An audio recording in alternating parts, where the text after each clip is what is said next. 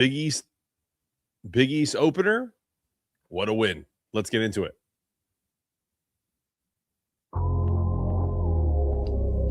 Let's get it. Yeah. UConn, baby. Home of the champions.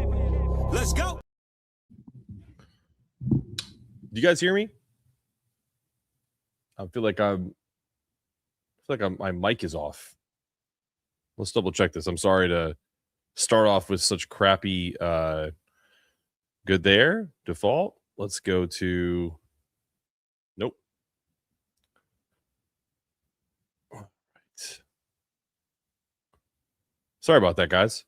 If you can hear me, hit me up in the chat. Let's see. There we go. I think we should be good to go. Yes, got it. Thank you. All right. So listen, welcome to the Hoops Gap Pod, powered by Big East Energy, presented by the law offices of James E. Sulik. Thank you for tapping in with us tonight. If you haven't already, make sure you like, subscribe, download the show. This episode is brought to you by, again, the law offices of James E. Sulik. Reliable attorneys right here in South Windsor, 42 years of legal experience. James Sulik and his team provide personalized representation for criminal defense, personal injury cases, etc. Same-day emergency consultations when it matters most. When you want experience on your side, give them a call, 860-644-4700. Let's get into it. Our Huskies kicked off the Big East play in a dominant fashion tonight at People's Bank Arena. I was so happy to be wrong about this team not covering this 15.5-point spread. They beat the Butler Bulldogs 79-60, a very impressive quad one win, sending the home crowd into a frenzy to a certain extent. You know, Donnie Marshall was pretty open about how there was a wine and cheese crowd. We'll get into that another time. Look, they start off 1-0. I'm sorry if I yawn. It's almost 11 o'clock. I'm exhausted. My parents have been here all week. They're getting ready to leave tomorrow. So heading back up to the great state of Connecticut. Solo Ball led the way with a huge scoring night, erupting for 26 points, including a scorching first half that set the tone. Butler is averaging almost 90 points a game. The Huskies clearly know what they're doing on defense. They kept them in check, including, holding them under 30% shooting in the first half, and never really let the Bulldogs get comfortable. I think the closest it got was 11, maybe 9, if I'm being honest. Jaden Ross played great, made some highlight plays in the second half. Terrace Reed was physical.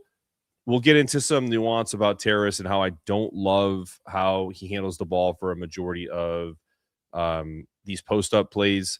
Braylon absolutely gave them the scoring punch and the timely just he's a heady kid. He's like if we had Cam Spencer as a freshman. I think that's that's my comp, honestly. And it looked like a veteran performance from UConn. Alex wasn't great, but he was just solid self. He's a warrior. My dad was here watching the game with me, so he literally, that was the comment he made. I thought that was great. They controlled the game pretty much from the start.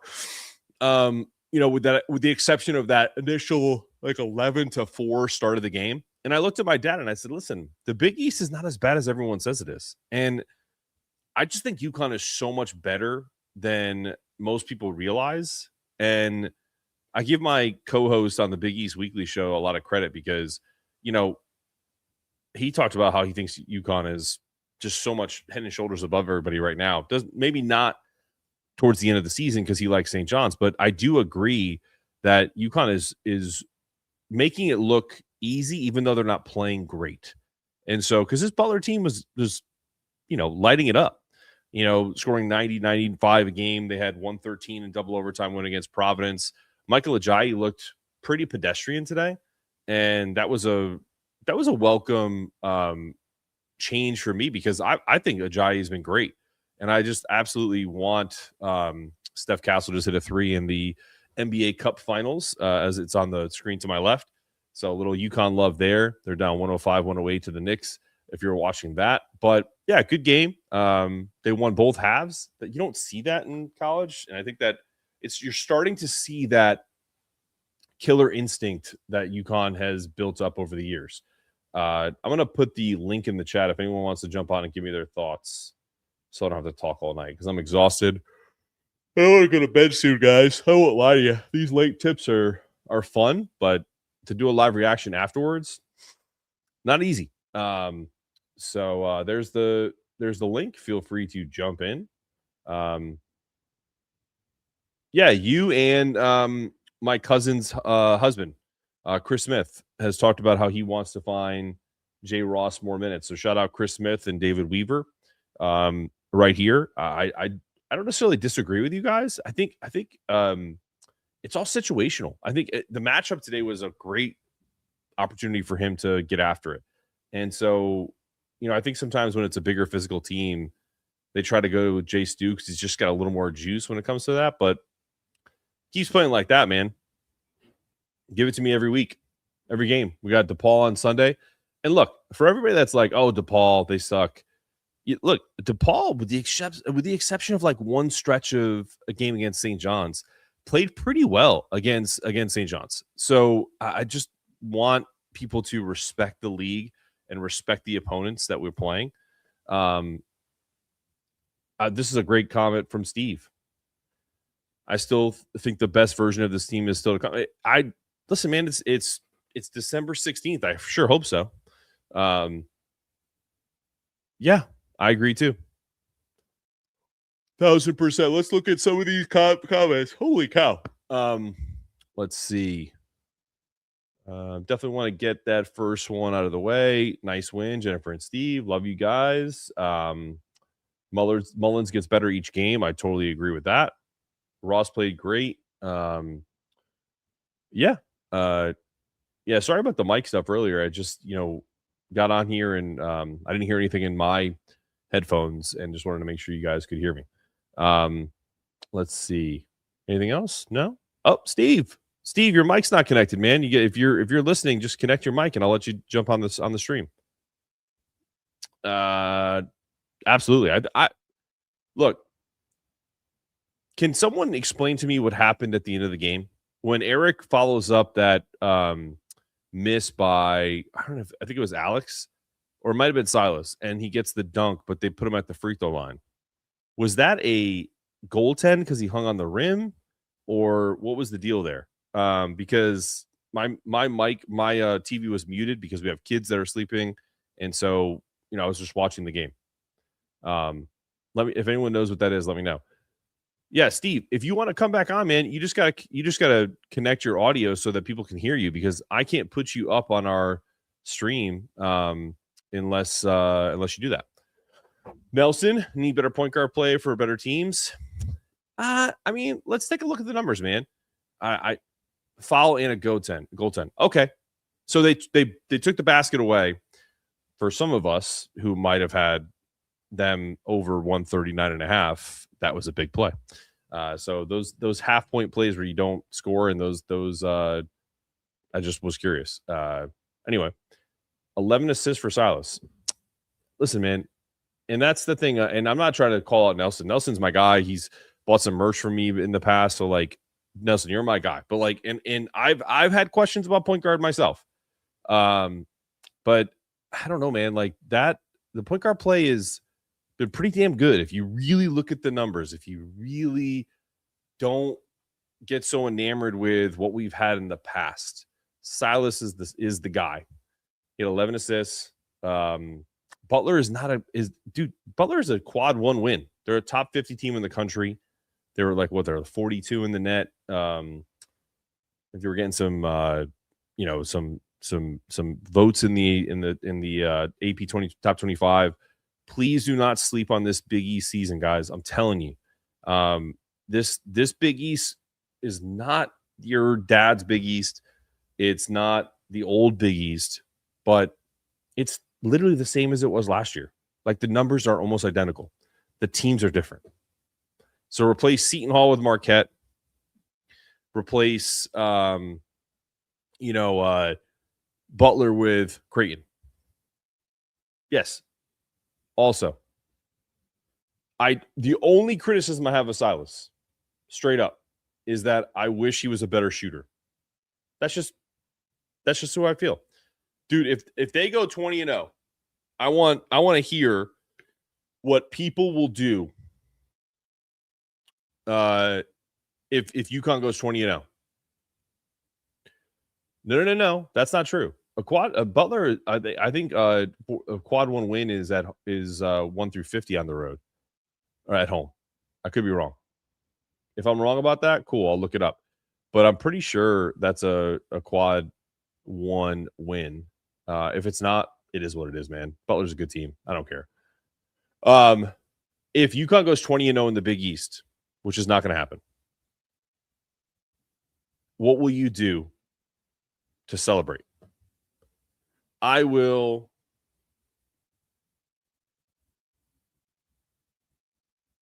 What comment? No, you're not blocked, bro. What are you talking about? Yeah, I don't know, dude. I don't block anybody unless someone like is real abrasive. I don't block anybody for nothing. Our guards needs to look to score. I mean, Solo had didn't Solo have like 30 points tonight? Like, what are we talking about? Braylon had 14. I'm just like curious why you would say that. Let's see. Let's double check because listen, I follow everything, but like I'm not an encyclopedia. So let's look at what Solo had tonight. I would imagine I think he had 26, 28 points, something like that. Like how much more scoring do you want him to have? That'd be my question. Let's see. Yeah, 25. I can see that too, 18-2. What okay. Husky Pound. What does that mean? What's the Cam Spencer spark? Like I don't, can we beat DePaul? I sure hope so. I mean, bro, like what do you I want him to shoot better, but like he's not going to look for his shot when he's got 4 killers around him. And he's not going to stick around for one more year. I just wouldn't count on it, guys. Just would not count on that.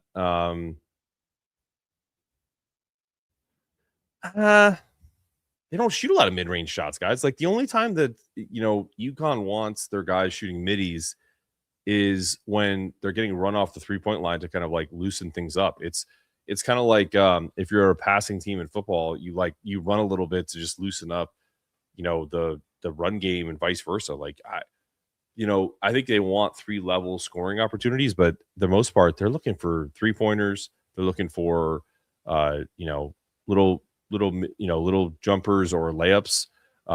David Quandry, you are in the chat, but your device is not connected. So if you want to jump on and we want to hear what you have to say, you guys gotta hook up your mics, bro. Like just figure out, all you have to do is go to settings and connect it to your phone or laptop or whatever you're listening to, and you can jump on the stream. There he is. Let's talk. Yeah, how's it going, man? Talk to me. Yeah, how's it going? Yeah, I think UConn has a really, really good chance to win pretty much most of our games, if not all of them. Because honestly, I'm not trying to be cocky or anything like that, but I don't think any team can really match up with UConn, especially in the Big East. Like I think a bit of a challenge maybe St. John's, possibly. But the way we look tonight, I think we played. Aside from the point guard play, the point guard play wasn't the best tonight. But once Silas gets going and Malachi, like their defense is unreal. Yeah. They're the reasons why our defense looks the way it is. One of the reasons. And Eric Riba, in my personal opinion, I think Eric Riba, he's gotten way better. Oh God, yeah. I mean, I don't think anyone, myself included, thought that he was the going to be as good as he is now, and mostly because I know how Dan likes to kind of work these bigs in terms of like how young they are as freshmen, and he's looked great. My only it's not even a criticism. It's just like we know he can shoot. He made a 3 tonight. He only took 1. and he swished it. Like even when the play is called and they're not working their offense through him, if a dude's playing 10 feet off of you, shoot it automatically. I don't care if you're on the line. I don't care if you're behind the line. I want Eric to punish teams for not guarding him past the 3-point line. That opens up so many more lanes for everybody else. So that like there are these little details that I hope that they clean up. And I think guys like Braylon will benefit from that. I think a guy like Silas will benefit from that, being able to get to the lane. And so yeah.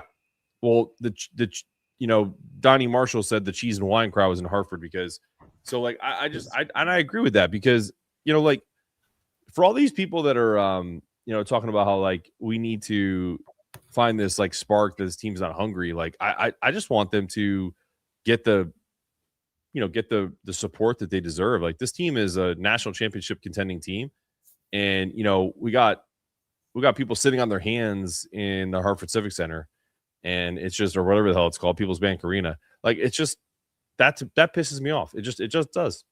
And I plan to go to the UConn versus DePaul game, the one at People's Bank in Hartford. Oh, yeah? I plan to go to that one. But like I said before too, like our defense is looking amazing. This is the first game where we actually took a lead in like against a quality opponent, not just a bye game, but a quality opponent like Butler, like where we actually had a big lead and we pretty much didn't let it slip up to like 7 or 5. Like it happened in almost like kind of like in Illinois, like in BYU or something like that, where we had a big lead. This is like we got on them pretty early. Like it was a rough start, but I feel like this is one of the games is like where we actually like played from pretty much from start to finish. Like we let them climb back in a little bit, but not like we didn't let it like take control where felt like they had a chance to win. Yeah, I think for me it's I think I agree with you for the most part. I do think the start was tough, but I would say start to finish it was probably one of the more complete games. I think the biggest issue I had was, and it really wasn't an issue, like because I think sometimes you have to remember like these teams all like it sounds funny, but they all get paid. These guys they're not out there for their health and just kind of like it's not like an intramural team like that. That Butler team is good. They've beaten some really good teams already this year. They beat a Virginia team that's going to be a pretty good team in the ACC this year.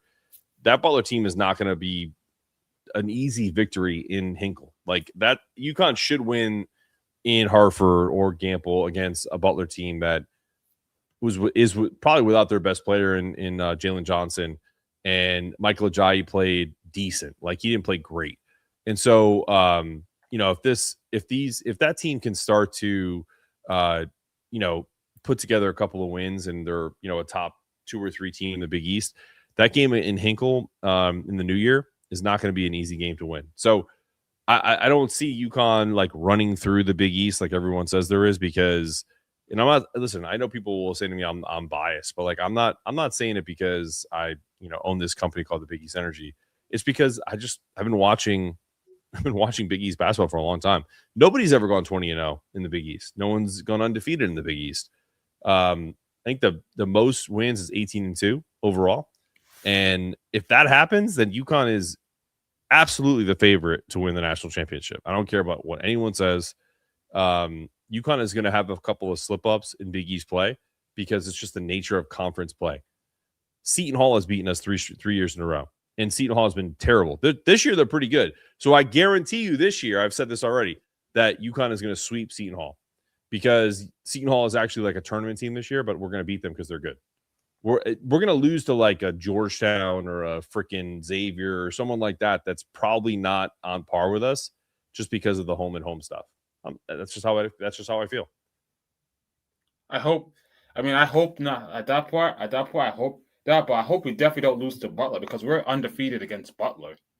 I mean, dude, like I wouldn't worry about it so much. Like I honestly don't care. Like if UConn wins the national championship, will you care if we go 17-3 in the Big East and lose to Butler and Xavier and Seton Hall? No one's going to care. No. I mean, like if you win a national championship, it won't matter. So that's really what it comes down to. David, you got something else for me? If not, I'm gonna jump because I'm probably gonna get off here soon. And call it a night. It's late. Yeah, point blank is I like everything I've been seeing so far. Like I really like everything we're seeing for, but I just need more offensively for our guard play. That's for our point guard position. I just need a little bit more offensively. But what if I told you? Could I ask you the question that I asked one of the guys in the chat, and then we can call it a night. Yeah. If Silas is giving you 11 assists a night and Solo's giving you 26 and Braylon's giving you 14, like, do you care if the point guard scores a lot of points? Like, dude, trust me. We come from a long line of big time point guards like Kemba and Shabazz.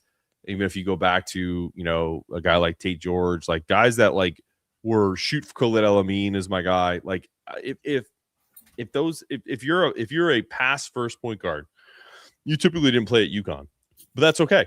Dan runs a different offense. Do you care? Do you care if Solo drops 20 and Braylon gives you 14? If Silas is giving you 7 points and 11 assists? Because I don't. Probably not. You're right.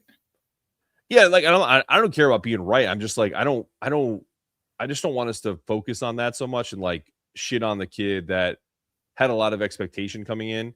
Because if, like I've told people before, like the only pushback I ever give Dan Hurley is that my guy is always he puts too many comps on his players. And so fans are like, well, why isn't he playing like Tristan Newton? Because he's not the same player. He's a different, he's just a different animal. And Silas is a good kid and he's going to be fine. I just have a feeling that at some point this year, he's going to give you like 25-5 on a night where no one else scored. And he'll give you that Tristan Newton game. And if he doesn't, it's because everyone else is playing great. And that's okay. Exactly. Because we have so many weapons on this team. Like, I feel like we don't necessarily need him to we don't necessarily need him to score 20 points a night. We don't need that from Silas. We find the way, like, it's like everyone has their own spots that they're good in on this team. That's what makes this team so dangerous. It's like we're all good on different stuff, like, you know what I mean? And we have a bunch of different weapons. So nights Silas may have a great game. There's a night where Solo may have a decent game, but Silas has a Jaden Ross. Like Ross, he had a beast game today. Oh, without a doubt. I mean, did he have a double or close? I think he had like 13 and 9 or something like that. But he was, and that dunk he had was sick. I mean, he had multiple. It was good. That putback was awesome. I'm going to give Sydney Hart some love here. And this is I'm going to leave you guys with this. David, thanks so much for jumping on the show, man. I really appreciate you. They lost like 5 Big East games on the 2023 team. I think they were actually 13-7 in the Big East. It's a scrappy, competitive conference, regardless of rankings, which is why I love the Big East. Sydney, I love you. Appreciate you. Without a doubt. Do not sleep on the Big East. It's always going to be a competitive conference. Look, competition is competition, guys. Like, I don't care what football team you root for. Like, if you're, I'll joke around. If you're a Giants fan and you're playing the Commanders, like, those games are competitive regardless of record. Cowboys, Eagles, et cetera, et cetera. The Big East is the same way. Seton Hall, UConn's always going to be competitive no matter how bad or how good teams are. And my guy, Casey, on my weekly show is going to give you the best example of this. It's because you have time to work on what UConn does in the Big East schedule. If you're a non-conference team, you don't have that same. It's why Big East, and honestly, it's why the Big East and ACC do better in the tournament than the Big Ten and the Big 12, typically, because those teams beat the shit out of each other, and we have just kind of like it's a prettier game of basketball, and it's just really kind of how it usually goes. So anyway, UConn gets the win tonight by 19. I was wrong on Butler covering that spread. I'm happy that I was wrong, and this UConn train keeps rolling. Sydney, we appreciate you. We appreciate anybody that jumped on. Steve, David, anybody else that jumped on just comments, whatever. D was on point 1000%. Offense will be there. I mean, offensive efficiency wise, pretty damn good. But defense absolutely makes games that you grind out a hell of a lot better. Silas had did Silas really have a triple double? Get the fuck out of here. Let me look at that. Bro, don't worry about that. Michigan, if the game was played today, no, but I'm also not, I don't trust Michigan to continue the ascension. You gotta look at it from a perspective of as time goes on, I think UConn gets better. And I think Michigan kind of comes back down to earth. Oh, he didn't? Okay. Yeah. Thank you. I don't even have to look. All right, y'all. I'm going to end the night. Appreciate everybody that tunes in. And this has been another episode of the Hoops Gap. We'll see you tomorrow. Let's get it. Let's get it. Let's get it. Let's get it. Yeah. UConn, baby.